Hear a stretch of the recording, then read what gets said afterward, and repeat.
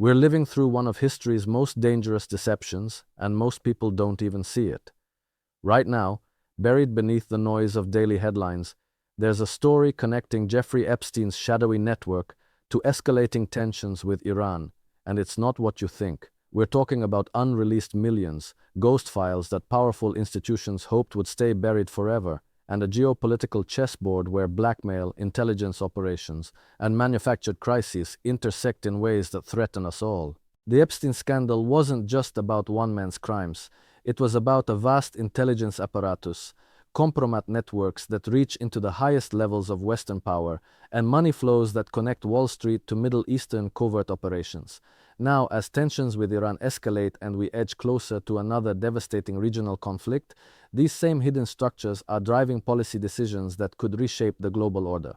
The Ghost Files, documents that detail compromising information on politicians, financiers, and policymakers, reveal how leverage, not logic, dictates our foreign policy. This isn't conspiracy theory, this is pattern recognition, and understanding these connections might be the only way we navigate what's coming next. Let me start by asking you something that might sound uncomfortable, but it's essential we face it head on. When Jeffrey Epstein died in that Manhattan jail cell in August 2019, did you really believe that was the end of the story? Did you think that someone with his connections, his resources, his deep entanglement with intelligence agencies and the global elite was just going to take all those secrets to the grave? If you did, I understand why. That's what we were supposed to think. That's what the mainstream narrative wanted us to accept. Case closed, monster gone, time to move on. But here's the problem with that neat little conclusion. It ignores decades of operational reality, it dismisses mountains of evidence, and most importantly, it misses the entire point of what Epstein actually was. Epstein wasn't just a financier who happened to have a disturbing personal life. He wasn't simply a wealthy predator who used his money to exploit the vulnerable, though he certainly was that.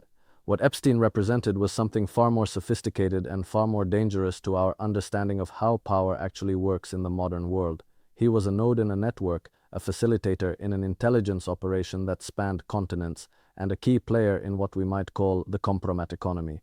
This is the economy of leverage, where information about people's darkest secrets becomes currency, where compromising material on powerful individuals becomes the ultimate form of control. And this economy didn't die with Epstein. In fact, it's more active now than ever before, and its tentacles reach directly into the current escalation of tensions with Iran. Now, I know what some of you are thinking. How does a story about Epstein connect to Iran? What do sex trafficking charges and intelligence operations in New York and Florida have to do with Middle Eastern geopolitics? The answer is everything. And understanding this connection requires us to look beyond the surface-level narratives we're fed by corporate media. It requires us to think like intelligence analysts, to follow the money, to trace the relationships, and to understand that in the world of covert operations, nothing is ever quite what it seems. Let's start with what we know about Epstein's actual role. Multiple investigative journalists, former intelligence officials, and researchers have documented extensive ties between Epstein and intelligence services, particularly Israeli intelligence through individuals connected to Mossad operations. The purpose of these operations wasn't just prurient or criminal in the conventional sense, it was strategic. By compromising powerful individuals, politicians, corporate executives, scientists, military officials, you create a network of controllable assets. You create people who can be influenced, directed, or destroyed at will depending on what serves your strategic interests. This is intelligence tradecraft 101, and it's been practiced by every major power throughout history. What made Epstein's operation unique was its scale, its brazenness, and the level of protection it enjoyed for so many years. Now here's where it gets really interesting and where the Iran connection becomes clear. Among the materials that were supposedly seized from Epstein's various properties, his Manhattan townhouse, his New Mexico ranch, his Caribbean island, were extensive files. We're talking about terabytes of data, thousands of hours of video recordings, detailed dossiers on individuals, and crucially, financial records that trace money flows through a labyrinthine network of offshore accounts, shell companies, and intermediaries. Some of this material has been released through legal proceedings and investigative journalism, but the vast majority remains sealed, classified, or simply missing. These are what intelligence insiders call the ghost files, materials that officially don't exist, but that everyone in the game knows are out there, sitting in secure facilities, being analyzed, being weaponized. And here's the thing about these ghost files that connects directly to our current geopolitical situation. They don't just contain information about politicians and financiers in isolation. They contain evidence of how money moves through the global system to fund covert operations, how political decisions get made through blackmail and leverage rather than through democratic processes, and critically, how Middle Eastern policy has been shaped not by national interests, but by the interests of a relatively small network of individuals who have something to hide. When you understand that many of the key architects of our Iran policy over the past 2 decades appear in Epstein's orbit, when you realize that some of the most hawkish voices pushing for confrontation with Tehran have documented connections to the same networks that Epstein serviced, suddenly the pieces start fitting together in a very disturbing way. Let's talk about the unreleased millions for a moment, because this is where the financial dimension becomes crucial. Epstein's wealth was always something of a mystery. He claimed to manage money only for billionaires, yet the actual evidence of his legitimate financial activities was remarkably thin. What we do know is that enormous sums of money moved through his accounts, often from sources in the Middle East, often through channels that would later be investigated for money laundering. Some of this money allegedly went to fund operations that had nothing to do with investment management and everything to do with intelligence collection and influence operations. Now, after his death, there are accounts, trusts, and financial vehicles that contain millions, possibly hundreds of millions, that remain frozen, disputed, or simply unaccounted for. These unreleased millions represent more than just assets in probate. They represent leverage that can still be exercised, operations that can still be funded, and most importantly, they represent evidence of connections that powerful people would very much like to keep hidden. The question we should be asking is this: who controls access to these ghost files and these unreleased millions now? Who inherited not the money itself but the power that came with knowing where all the bodies were buried? And how are those individuals and institutions using that power right now to shape policy toward Iran and the broader Middle East? These aren't abstract questions. They have real-world implications for whether we stumble into another catastrophic regional war, whether we see more American troops deployed to the Middle East, and whether the delicate balance of global power shifts in ways that could trigger larger confrontations between nuclear-armed states. Here's what we can piece together from open-source intelligence, investigative reporting, and the patterns of policymaking over the past few years. There's been a remarkable consistency in who pushes for aggressive action against Iran, and many of these individuals and think tanks have documented financial ties to networks that intersected with Epstein's operations. I'm not saying Epstein himself was making Iran policy. That would be absurd. What I'm saying is that the same systems of leverage, the same intelligence networks, the same methods of controlling decision makers that Epstein's operation exemplified are actively being used right now to push a particular Middle Eastern agenda. An agenda that serves certain regional powers, certain defense contractors, certain financial interests, but that may not serve the actual security interests of the American people. Think about how this actually works in practice. Imagine you're a mid-level politician with ambitions for higher office. You attend certain parties, you meet certain people, you're introduced to opportunities that seem too good to refuse.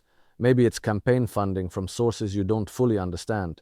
Maybe it's business opportunities that set you up financially for life. Maybe it's something more personally compromising.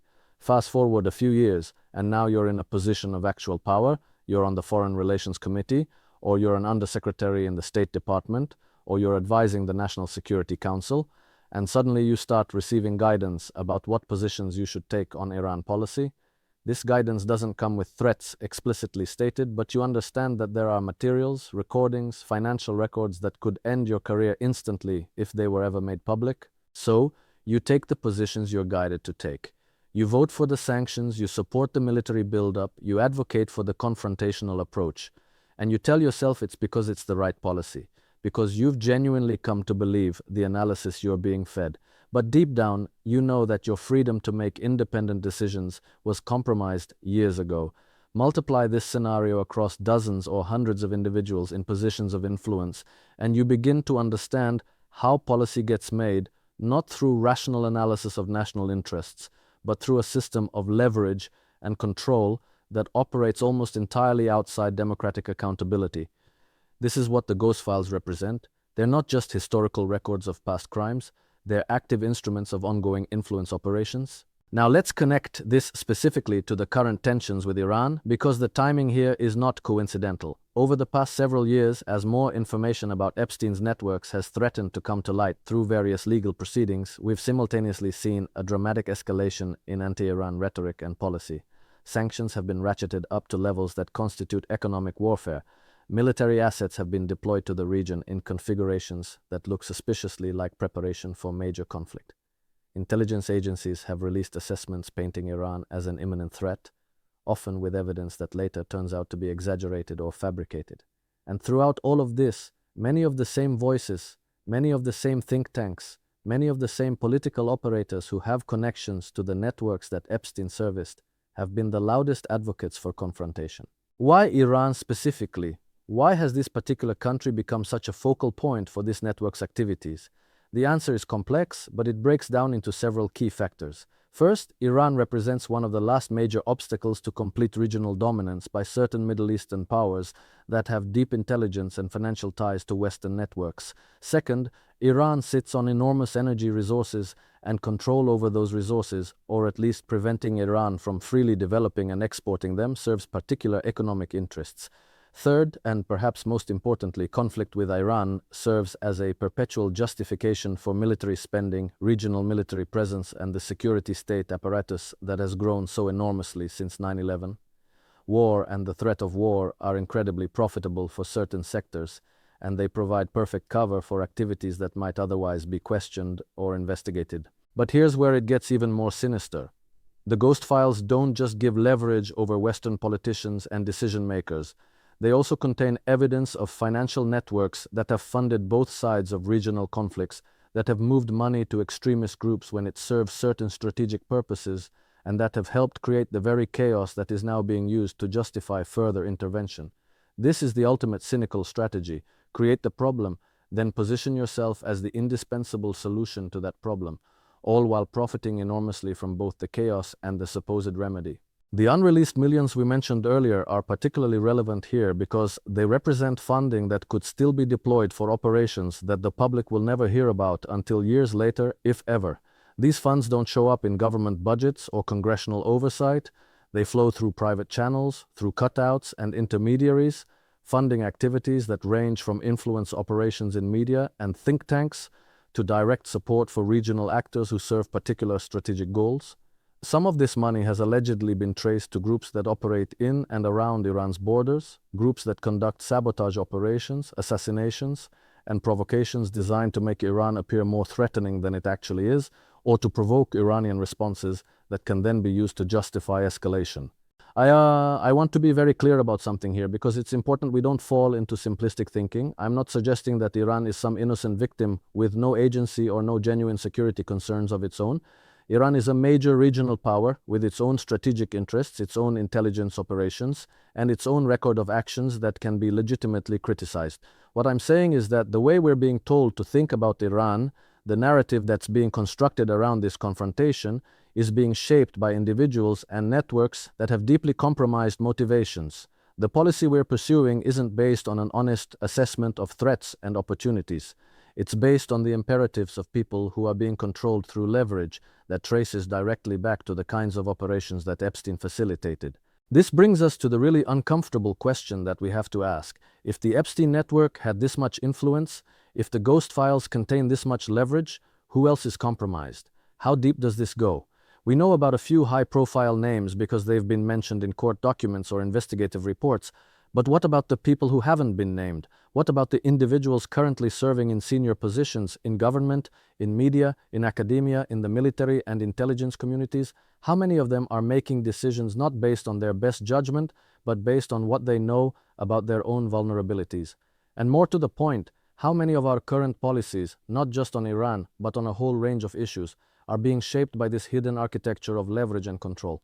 These are questions that strike at the very heart of whether we actually live in a democratic system with meaningful accountability, or whether we live in something that just looks like democracy on the surface, while being controlled by much darker mechanisms underneath. And I think, if we're honest with ourselves, the evidence increasingly points toward the latter. The Epstein case wasn't an aberration or a one-off scandal. It was a window into how power actually works, how decisions actually get made, and how the people we think are in charge are often just puppets dancing to music that we can't hear because we don't have access to the files that show who's really pulling the strings. So where does this leave us? What do we do with this information? First, we have to demand transparency about what's in those sealed files.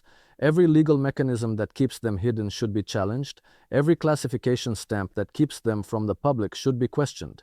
The excuse that releasing this information would compromise national security or harm diplomatic relations is exactly the kind of justification that those who benefit from secrecy want us to accept. Real national security isn't served by keeping the American people in the dark about how their leaders are being compromised and controlled.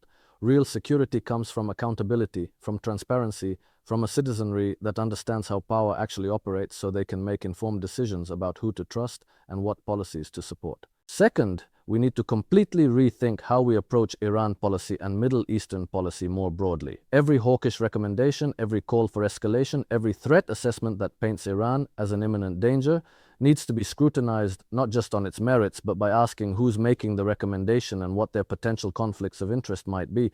Are they connected to defense contractors who profit from conflict? Are they tied to regional powers who want American military force used to advance their own interests? Are they individuals who might appear in those ghost files and therefore might be operating under leverage? These questions need to be asked publicly and answered honestly. Third, we need to recognize that the systems of leverage and control that Epstein's operation represented didn't die with him. They're ongoing, they're active, and they're being used right now to shape the world we live in. Understanding this doesn't make us paranoid or conspiratorial. It makes us realistic about how power works in the 21st century. Intelligence services don't stop running operations just because one of their facilitators gets arrested or dies. The networks adapt, the methods evolve, but the basic strategy of using compromat and financial leverage to control decision makers remains constant because it works. The Epstein to Iran connection isn't a straight line that we can draw on a chart. It's a web of relationships, financial flows, intelligence operations, and compromised individuals that all intersect in ways that shape our foreign policy in directions that serve hidden agendas rather than public interests. The ghost files are real, the unreleased millions are real, and the danger we face from policies made by compromised leaders is very real. Understanding these connections and demanding accountability for them might be the most important thing we can do right now to prevent another catastrophic war that will be sold to us with lies and pursued for reasons that have nothing to do with our actual security.